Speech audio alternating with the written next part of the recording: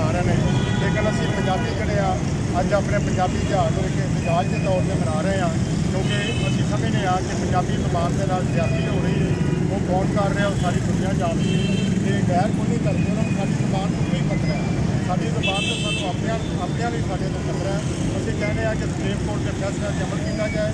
साढ़े पंजाब हुकूमत जी है वो अगे असी बेनती करने, दरखास्त करने, तरला करने कि स्कूलों के कॉलेजों के यूनिवर्सिटियों पंजाबी जबान को लाजमी किया जाए। दफ्तर के पंजाब के दफ्तर के सरकारी दफ्तर के पंजाबी जबान की गलबात की जाए, पंजाबी जबान का प्यार किया जाए, अपनी माँ बोली का काम किया जाए। अज के दिन इकट्ठे होए हैं,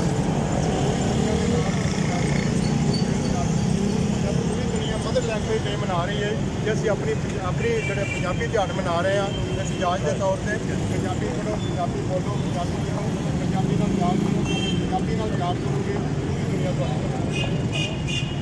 यही जैसे कि सुना आपने, इनका कहना था कि पंजाबी बोली जो है हमारी मदर लैंग्वेज है, इसे जो है राइज करना चाहिए कॉलेज में और यूनिवर्सिटीज़ में और स्कूलों में, क्योंकि बाकी दुनिया के जो अफराद हैं, बाकी कौमें जो हैं वो अपनी मदर डे मनाती हैं और अपनी लैंग्वेज को राइज करती हैं। तो पाकिस्तान में ये पंजाबी लैंग्वेज राइज क्यों नहीं होती?